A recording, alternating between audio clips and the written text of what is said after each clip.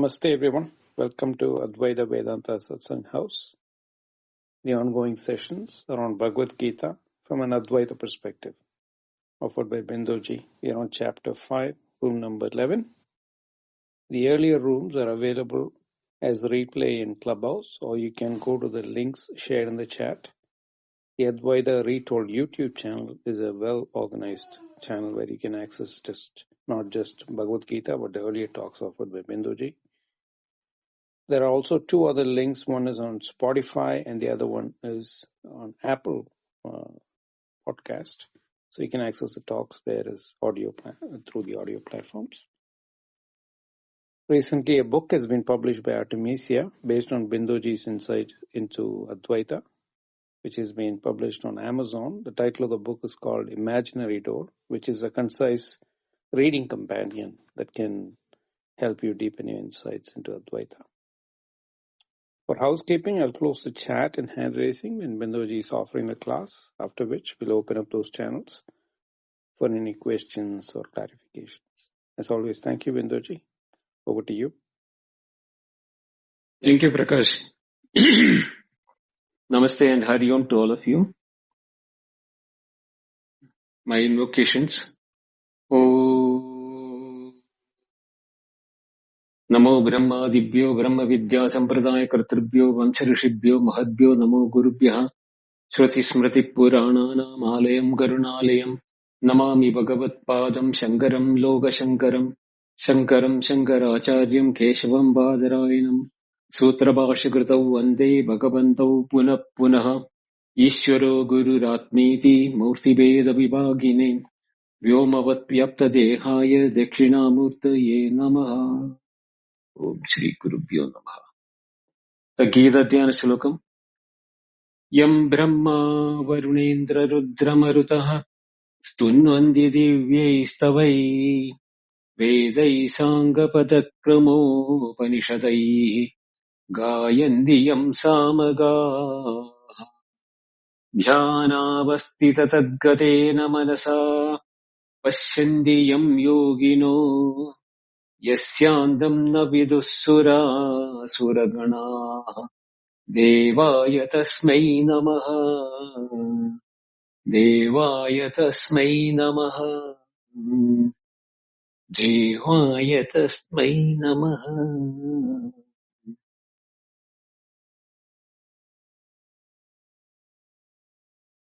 Last class yesterday we saw that Jnanena tu tat Ajnanam yesham nasitam atmanaha Tesham adityavat jnanam prakashayati tatparam. So Krishna said about this ajnanam, atnenavrutam jnanam tena muhyanti jantavaha. He mentioned it in the earlier verse. When that ajnanam nasitam bhavati, when it is destroyed or totally eradicated, jnanena, by jnana. This jnana is not the jnana what we are familiar with. What we are familiar with is vastu jnana or object knowledge. Here is a jnana what is being told as ajnana nashakam, means which can diminish or eradicate the ignorance. So ignorance is not something which is an object outside. It is very nature inside us of a result of non-apprehension or absence of knowledge. This absence of knowledge, like any other absence of knowledge, can be only removed with knowledge. If we do not know about a particular language, by learning that language, you can overcome the ignorance about that language. Same way about an object. If you do not know a name, you heard a name or somebody referred as something, we do not know about the object. But that knowledge about that object can be achieved either by seeing it, touching it, smelling it, or hearing about it, and seeing a picture about it, we can make out what are the material objects. Subjective objects like sukha, dukkha and everything are also contents of our knowledge in the empirical sense. There also, you do not know a particular happiness. Say for example, if somebody say, have you eaten a particular food which is very tasty? So you don't know the taste and that goodness or the happiness which you can get out of that particular food. This happiness you can never achieve unless you go through a similar experience of consuming that object of a food item, whereby we are enriched by the knowledge of about the happiness or the taste of the food. We may like or not like, or what, it's a different matter altogether. Similarly, passing an exam is not an object which is seen outside. We have written an exam, the outcome is expected, and when the expectation is there, the result which comes, if it is in favorable, there is a happiness. Now, a person who has not written the exam will never be able to know what is the happiness of outcome of a passing an exam. Similarly, a person who has not become a parent or a father will never know the happiness of being a parent or a father or a mother. Like that, there are many categories of ignorance which we can overcome by different means. But in the case of ignorance about ourselves, that is why in the verse where Krishna said that, na adatte kasyajit papam na cha eva sugradam vibhuhu atne navratam jnanam tena muhyandi jandava. Actually, this verse 15 and 14 has to be taken together. That is where papam and punyam can be taken for the vibhu is the same thing where kartrutvam bhoktrutvam na kartrutvam na karmani logasya srajati prabhu na karma phala samyogam sa svabhavastu pravartade. These verses when we studied, we knew about the methodology or the happening in us which gave rise to an ignorance that we do not know about ourselves. We always have known ourselves as karta, as a subject, and the actions which is being done by us from the ego point of view, that is the phala samyogam, with the desire for the fruits of action. We have been prompted to work. So that kept us in the loop. That is called the avarti. The loop of action and fruits of action, action and fruits of action. And this is what is called the punya and papa. If it is the fruit of action is favorable, it is called punya or sukritam. If it is not favorable, it is called papa. So these cycle of activities for the fruits of action, the consequences of merit or demerit of those actions kept us as a feeling that we are the subject. And the subjectivity is due to the activity which I am doing as a subject and the results of it. Never has any education given us an opportunity to look beyond the subjectivity of being who we are. So our feeling that I am, or the feeling that we are the body, mind, intellect, engaged in activity, enjoying the fruits of action, is time immemorial. That is anadi. So that time immemorial latent impressions which we are carrying is called the samskara, vasana, or the latent impressions. And that makes us feel that if something is not achieved by this life, I may get it in the next life. Or something which is unseen happening today might have been a consequence of something which I did in my past life. All these type of, logic and explanation were built upon one single principle, that we are the karta, or we are the doer, and therefore the doership and the enjoyership is mandatory for us. But when Krishna says, na kartrutvam karmani lokasya srijati prabhu, na karma phala samyogam swabhavastu pravartade, in the 14th verse, he has categorically denied that there is any doership or enjoyership in us. Na karma phala samyogam. Then our doubt would have naturally been, then how am I supposed to be living in this world if I don't have the subjectivity, and if I don't do my activities, how am I going to take care of my body? For that is why he added the swabhavastu pravartade.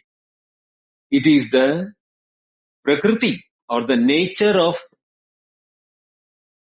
these hardened beliefs in us, which is also can be known as the swabhava in us. We are not being able to see beyond or look beyond our hardened beliefs in us ourselves as the human body, human being, activities and fruits of action. But when Krishna said swabhavastu pravartade, it is the nature in which we have been trained to believe what has been trained as the swabhava here. So he also mentioned that it is the activity which produces punya and papa, or punya or suhrita, or suhrita and papa, is not being accepted by the vibhu or the prabhu who is in the body, like the Navadware Pure. So we have to connect each of these verses together. It cannot be seen an independently. It is a total built-up of a theory, or what you call a reality which is being brought in by Krishna in our identity, which should get replaced in the ultimate sense. Therefore, he said that this consequences of action, whether it is merit or demerit, is not accepted by the Atma in us. Atnena avratam jnanam tena muhyandi jandavah. It is the ignorance of not knowing the reality which is keeping us deluded and perpetually keeping us as subject and object relation activities. And further he said that this can only be removed by jnanena, by the knowledge, the right knowledge, because ajnanam can be only removed by the knowledge. That tatjnanam esham nashitam atmanaha. Such people in whom this ignorance of belief that we are the body and we are the doer and the enjoyer have been ridden or diminished or totally eradicated, for them, tesham adityavat jnanam prakashayati tatparam. In them, the knowledge in them or the idea of who I am is shining like the sun into the same transactional empirical world, enlightening the whole experiences which were deluded earlier, now without delusion of Ajnana. That is what is being explained in the 17th and 18th verse. We will go through the 17th verse now. Tad buddhayaha, tad atmanaha, tannishtaha, tat parayana.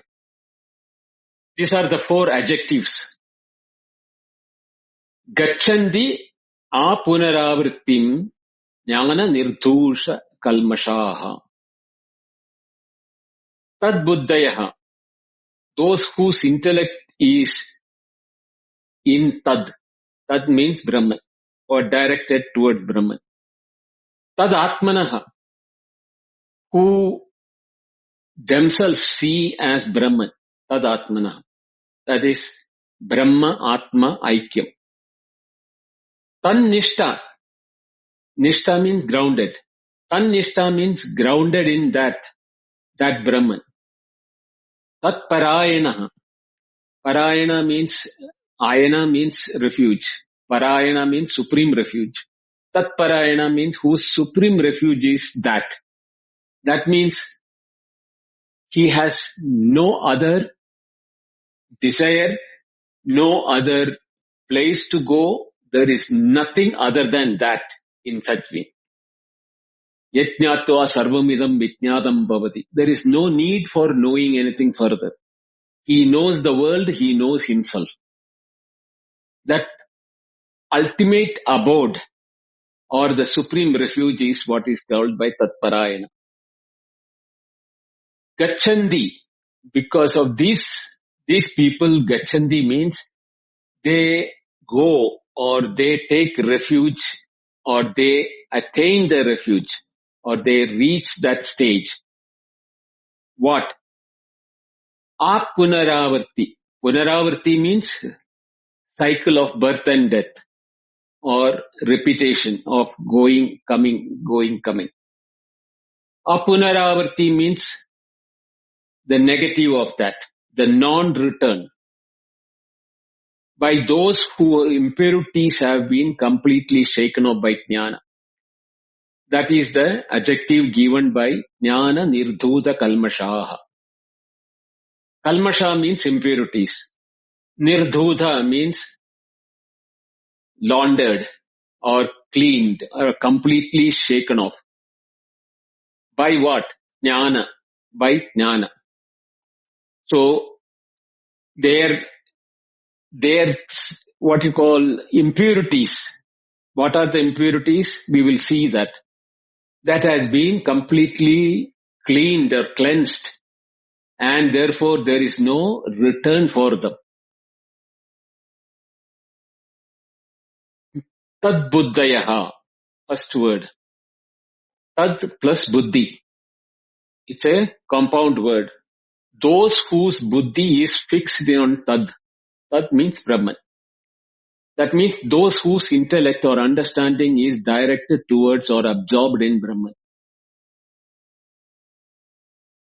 The tad is there in all the four adjectives. I will not be repeating tad again and again. That is which is illumined by the Brahma and illumined by the jnana.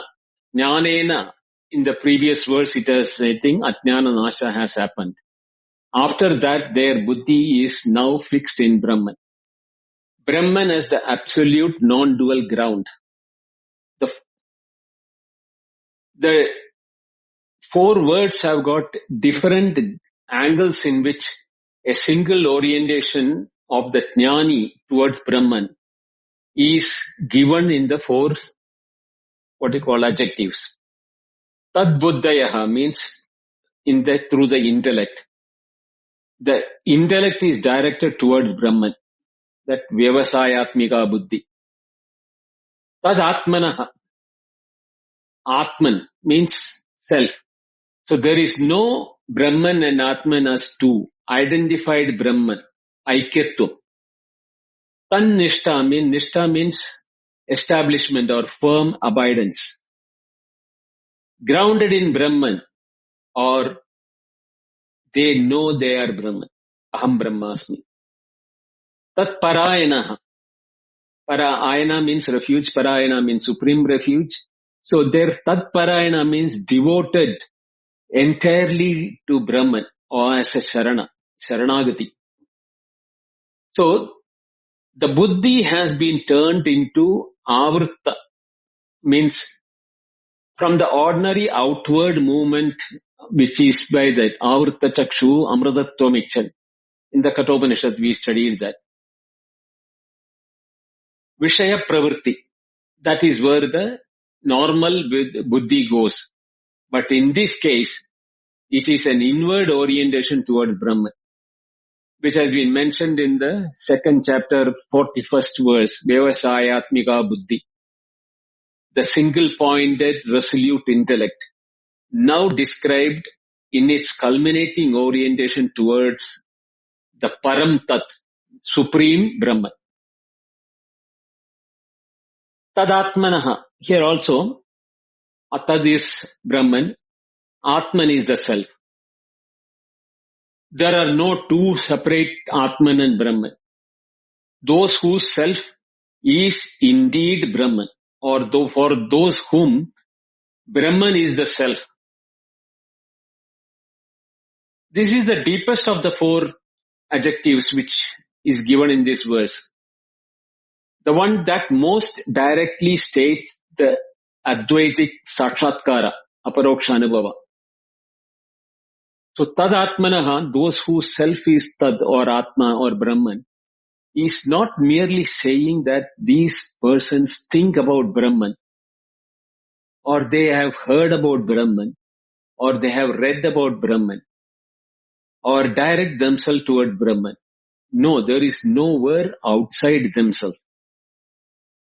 There is no going or coming.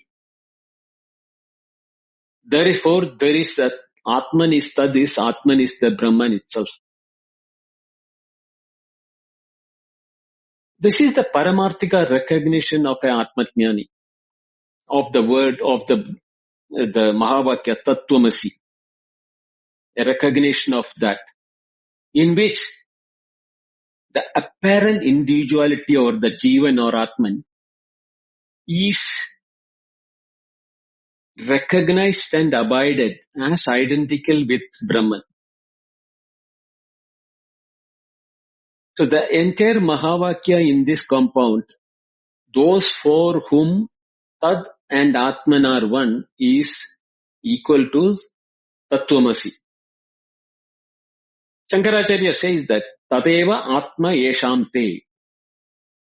Tadatmanaha, he has Bahuvrihi compound. He has mentioned it as Tadeva Atma Yesham Te. Those for whom that alone is Atman.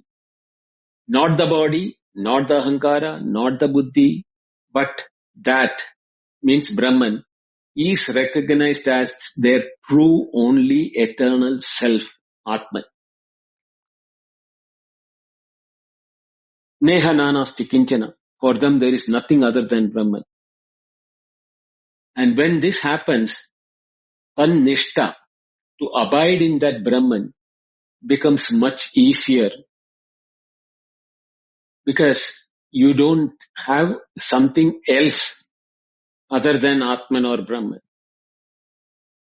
Tan nishta are those firmly, immovably grounded in Brahman, not those who occasionally hear about Brahman, meditate about Brahman, talk about Brahman, etc. But those for whom Brahman is constant and unwavering ground of all experience. They see consciousness, awareness, Tat-Chit Ananda as their own reality. The Nishtha word has been used by Krishna earlier also. Jnana Nishta was used in the 3rd chapter, 3rd verse to establish the path of knowledge, Jnana Nishta. Naishtaki Shanti is the establishment of peace as the ultimate peace of those jnanis who have been given in 5.12. And in this verse, Tan-Nishta is grounded in or established, rooted in Brahman. Brahmanishta is the Jivan Mukta's alternate name. Brahmanishta, Jnananishta, Brahmanishta, Jivan Mukta. These are all the different words used for the same entity. So therefore, Tan-Nishta thus names the quality of permanence in the recognition of Brahman. The Achala Sthiti, or unmoved or unwavering abidance, that distinguishes Jivan Mukta from a sadhaka who may have glimpses of Brahman but has not yet got the unbroken Nishta, abidance. The glimpses of Brahma, Jnana, consciousness or awareness happens to us, all of us, whether we are aware or not, because we are Brahman. And when our mind is free from the outward movement, the mind is seeing Brahman or Atman. That is that Paranchikani Vedranattvayambu Tasmat Parang Pasyadina Andaratman. Kaschidhira Pratyakatmanamikchat Avrutta Chakshu Amrutattvamichat. That Kathopanishad mantra. Therefore, a Jivan Mukta is always in a state of acknowledgement of his reality as he is the Brahman or Atman. And that doesn't leave him from interacting in the empirical world. This is explained in the next verse. But before that, Tat Parayana. Ayana means refuge. Para Ayana means ultimate refuge, highest refuge. Tad is the highest refuge for such people. Now the word refuge or ultimate goal can confuse people that I am separate and I am going to something else. So Tatparayana, those whose supreme going is Tat, names the total orientation of Jnani's being. Not merely intellectually or merely by the self or not merely by the ground or Nishta, but the entire existential orientation. There, the refuge, the one who is taking refuge, identifies and like the river merging in the ocean. Every river's refuge is ocean.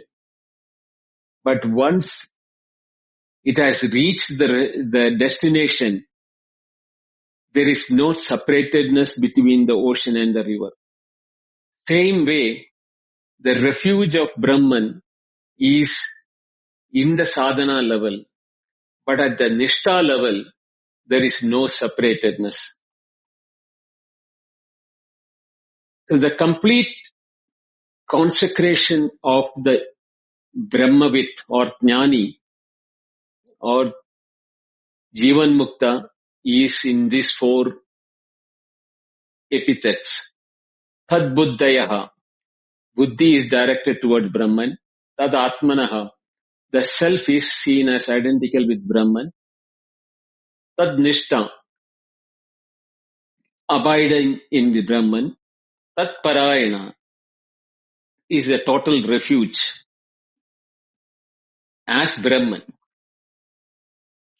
Together they describe the Jivan Mukta as one being, entire being, intellectually, ontologically and existentially. Is Brahman, as Brahman, in Brahman, towards Brahman. Then Krishna says, Gachanti. They arrive at. Here the Gachanti means not to go. The typical word gam, dadu, or root is to go. But it can also use as to reach or to arrive at. So Gachanti in the plural means all of them arrive at. There is no future reaching or going away from that. That is why apunaravarti. The present going into or being in the reality, it is the recognition of Brahman is itself. And when it is said na apunaravarti, it is irreversible liberation or a state of no return. A permanent cessation of samsaric return, janma, marana, etc. That is, no return to birth, na punarjanmam, na death, na mrityu. The return of karma chakra, that, which we discussed in the 4th chapter. The samsara chakra, doing karma, getting punya, coming back again to enjoy the punya, going back again. Gadagatam. That is not there. And avidya driven ajnana pravaha nivritti. That is what is happening. They are no more in the ajnana cycle. The punavritti does not mean jnani simply does not reincarnate after death. More fundamentally, it means the recognition of Brahman identity is irreversible. Once ajnana is destroyed by jnana, nashitam, it does not return. The jnani does not alternate between recognition and non-recognition. The nasha or the destruction of ajnana is permanent. This apunaravarti at its deepest is the veil once removed does not descend again. The reason is that ajnana is the absence of knowledge. And when jnana takes place, the knowledge, this ajnana cannot come back again. You may say, if you forget it, can it not come back? It is not a knowledge about a content in the mind or intellect where you can forget. The forgetfulness is in the mind or the intellect about external empiricality of the contents of the knowledge. You never forget you are a human being. We never forget that we are, a male or a female. These type of knowledge which is there in us is established knowledge. Nishta. This is what is called the Nishta. We are abiding in the manliness or humanity as our reality. Only when we know that the manliness or the humanity, etc., is conditioned or guided by the physicality of the individual, the body of the individual. And when we know that we are not the body, we are the knower of the body, what happens is that these beliefs or the nishta which we have as a human being or as a male or a female is eradicated or removed totally. we know that we are not the body, therefore the manliness or the human experience, everything is in the experience of the empirical world. I am the Sakshi or the knower who knows about the events happening into the body as a human being. And when I am in my deep sleep, I do not know whether I am a man or a human being or anything, birth, place, space, time, everything, nothing is known to me. Yet I am there. So what is that I, which is beyond the space, time and the conditions of the body?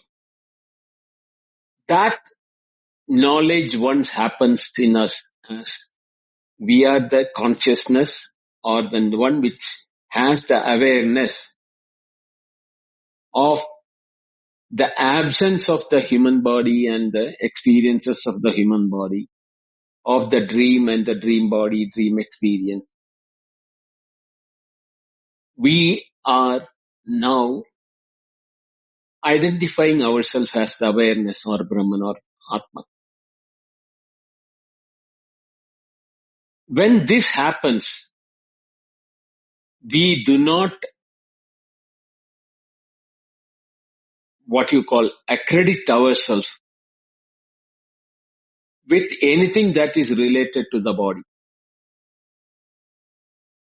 Therefore, what happens is that the ego, the individuality, the raga, dvesha, etc., or kama, krodha, all of them were functions of the mind and the individual when identified with the body. When that is totally removed, I am no more the human experience. I am the awareness in which human experience was happening. This is what the next word, jnana nirdhuta kalmasha. Kalmasha means all impurities, which is right from the identification of the individuality to the body and the raga, dvesha, kama, krodha, moha, matsarya, etc. All of them are called kalmasha, means impurities. Nirdhuta means laundered or washed or cleansed. Nirdhuta means completely. Dudha is washing or cleansing. Nirdhuta means completely. And jnana nirdhuta kalmasha means the cleansing has been taken place due to jnana. Because ajnana was the kalmasha or the mukhyandi, moha, delusion. And that gets cleansed by jnana, then we are no more identifying ourselves as the individual. We having raga, dvesha, moha, malsarya, etc. So jnana nirdhuta kalmasha, those whose kalmasha has been thoroughly shaken off by jnana. It describes the completeness and finality of jnana's purifactory action. Jnana has no more role to play. Even jnana is redundant after that. Because jnana is also in the process of the individuality. This is beyond the individuality. So that when the kalmasha is removed by the jnana, avidya, the root impurity of self-ignorance has gone. Kama, krodha, mada, moha, malsarya, etc. arising out of avidya is gone. Karma samskara, the residual impression of past karmas and past sakrita, punya, papa, they are not mine, that is of the body. Then kartrutva bhoktartva abhimana, the sense of ego, sense of doership and enjoyership, that was also that related to the body. So all these completely shaken off by jnana. not merely weakened or suppressed, but uprooted, because jnana destroys avidya, the root cause for all kalmashas or all the impurities. And the relationship between the jnana nirdhuta kalmasha and the four epithets which we studied earlier in this same verse, tad buddhayaha, tad parayanaha, tadatma. That is that the positive orientation of jnani towards Brahman. And jnana nirdhuta kalmasha is the negative purification which has been removed. Together they describe the jnani from both sides of one event of Brahma Sakshatkara or Aparokshanubhuti. The positive orientation toward identity with groundlessness in and total abidance in Brahman. And the negative is the total removal of the kalmasha based on the ego-based kartrutva, bhoktrutva, sense of doership and enjoyership. So Shankaracharya gives these four epithets as a progressive map. A Tad-buddhaya is the intellectual orientation. The buddhi is turned towards that, tat. This corresponds to the stage of Shravana, hearing the Mahavakya and directing the intellect towards Brahman. The buddhi is still distinct from its object. There is still a functional subject-object relationship at this stage, but the direction is towards Brahman, which is correct. Tad Atmanah is an ontological identification. Atman is that Brahman. This corresponds to the fructification of manana and nididhyasana, the deepening of intellectual direction into recognition of the identity of Tattvamasi, recognized not merely as a proposition but as one's living Swarupa. When the Swabhava is abandoned, you land in the Swarupa. And when this happens, the subject-object gap vanishes. Tannishta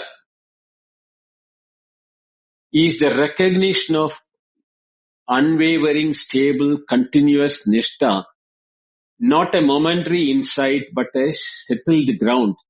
This is Brahma Nishta. Jivan Mukta's constant abidance in Brahman recognition.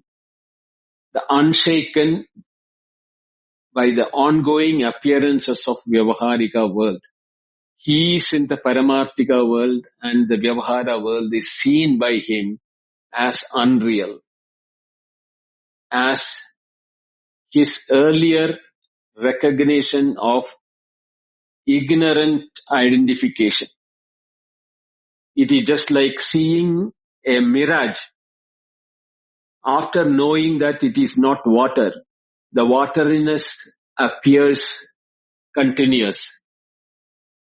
So he is in the knowledge that there is no water, but his sense organs, the empirical sense organ, the buddhi, mind, intellect, everything, is able to see the water in the mirage. Same way, by abiding in Brahman, he knows that he is Atman or Brahman, but his empirical world, the body, the mind, the intellect, the relationship with the empirical world, he is seeing it as Swabhavastu Pravartade or Indriyani Indriyarteshu Vartande. That way he realizes them and is no more deluded by that. And the final stage is the total existential orientation, Tat Parayanaha. The entire being, not just intellect, not just self-recognition, not just inner stability, but the whole existential direction is Brahman. This is the complete integration of jnana into every dimension of a Jivan Mukta's life. Brahma, Maya, Jivana, all of them, the life entirely pervaded by Brahman as a recognition. The 4 stages correspond to the deepening of Aparoksha Jnana. From the initial Sakshatkara through Nishtha to complete Parayana, the full maturation of Brahma Vidya in a Jivan Mukta. So the Jivan Mukta is now no more dependent upon the sadhanas or the Sakshatkara or the Nishtha. He has become Brahman. Brahma with Brahmaiva Bhavati. Punaravarti is understanding what is the technical term called moksha.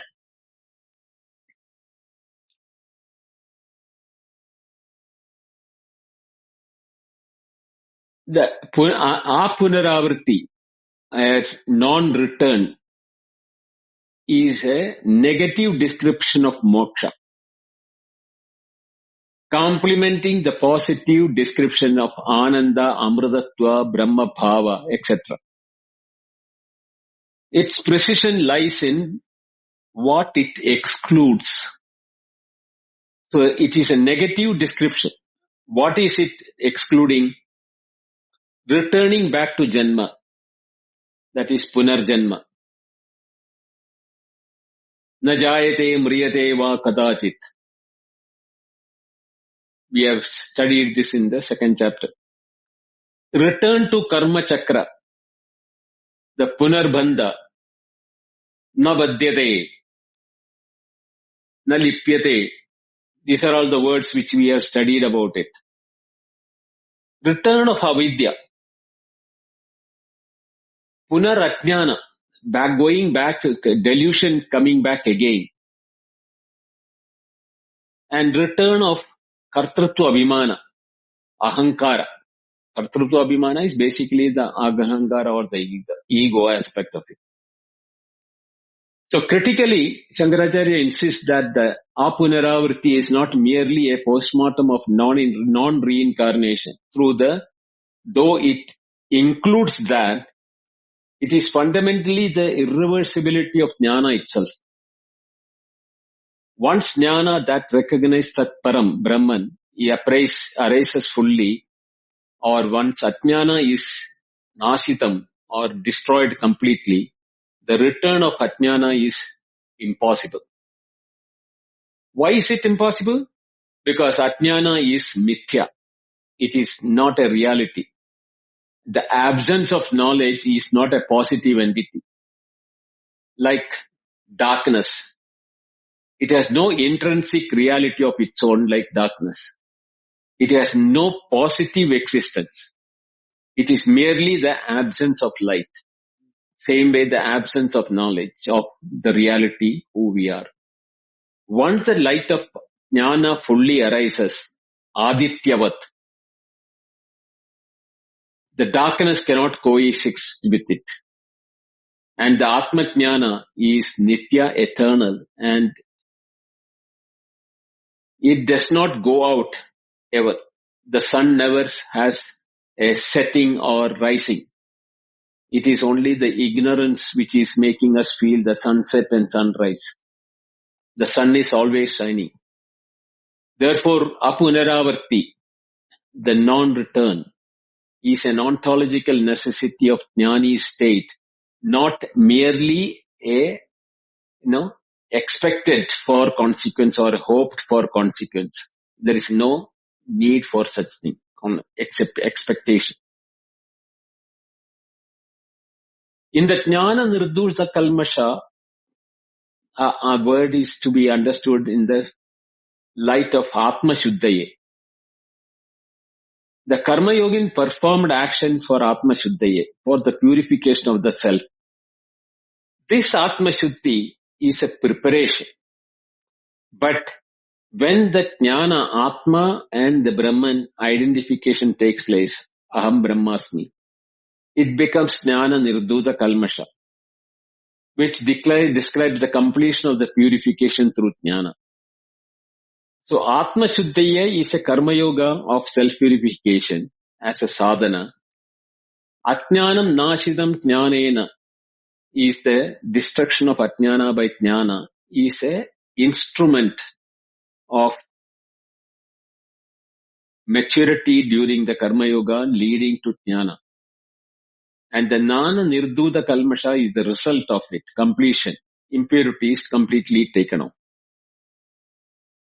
So the Shuddhi of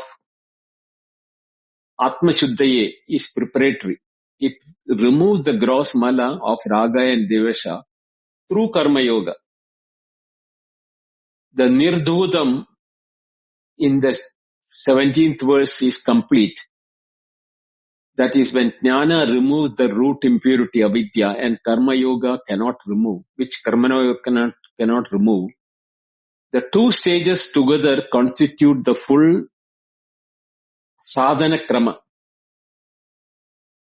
Karma Yoga leads to Antakarana Shuddhi, leads to Jnana, leads to Kalmasha Nirdudam, and that leads to Moksha, Apunaravarti.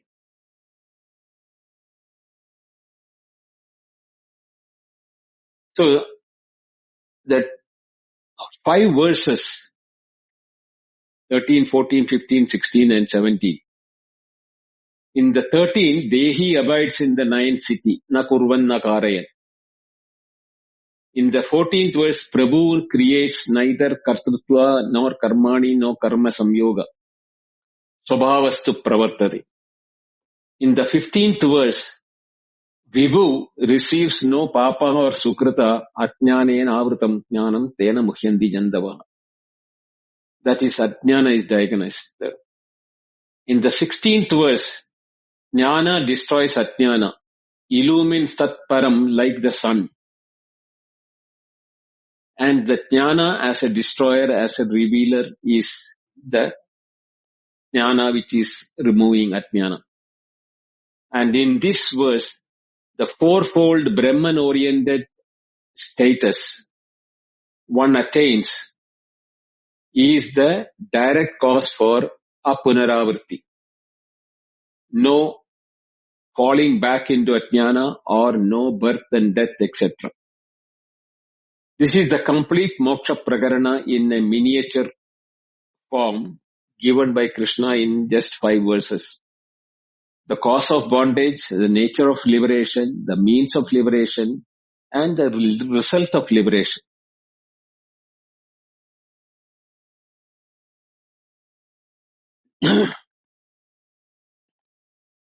This verse leads us to a very famous verse which is very often quoted in Bhagavad Gita. The 18th verse.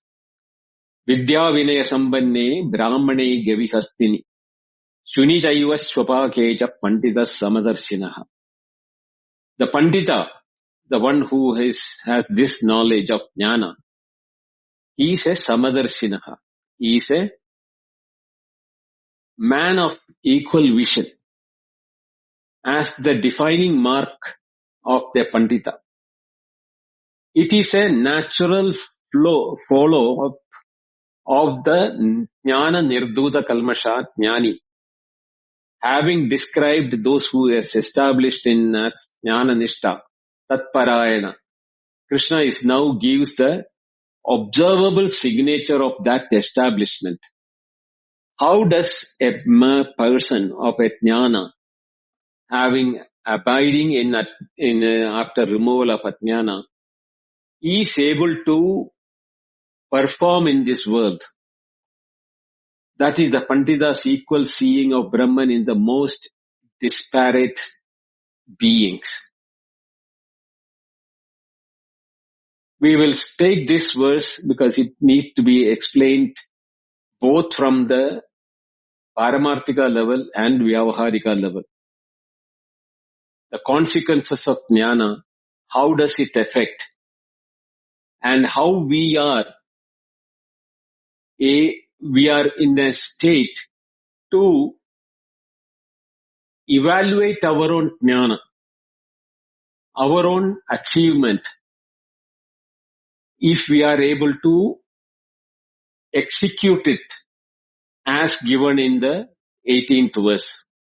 Or if we are seeing a jnani, whether he is a jnani or not, we can check using this as a guideline. This is a sum total of the Sthitaprajnasya Kabhasha of the second chapter verses, which we have studied in detail. So we will go through this verse, 18th verse, in tomorrow's class. Om Purnamada Purnamidam Purnat Purnamudachyate Purnasya Purnamadaya Purnameva Vasishyate. Om Shanti Shanti Shanti Harihi Om Shri Gurubhyo Namaha Harihi Om. Thank you. Dhanyawad.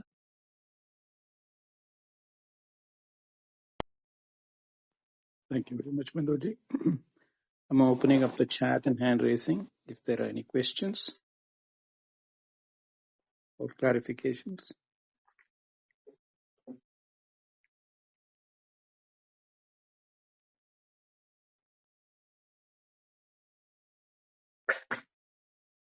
We can meet tomorrow then. Because that tomorrow's verse will make the completion of this. Okay, Bindoji. So I have a question. I'll hold it till tomorrow. Yes. Yeah. Because Thank you, everyone. that tomorrow's verse only will make it complete. Just knowing what is also should be completed with what is the benefit of it or what is the consequence of it. That will be explained tomorrow. Sure. So thank you everyone. Yeah. Thank you everyone for coming. As always, the replays are available for you to do the Shravana Manana in Clubhouse and later on Advaita Retold YouTube channel. There are 2 other links shared from Apple and Spotify. And as always, thank you very much, Bindoji. Over to you to close the room. Thank you, Prakash. Thank you, each and everyone who had been listening. Tomorrow be there so that you know the consequences or the benefit of having that jnana in our empirical world. We'll see it tomorrow. Thank you. Hari Om. Have a good day. Have a nice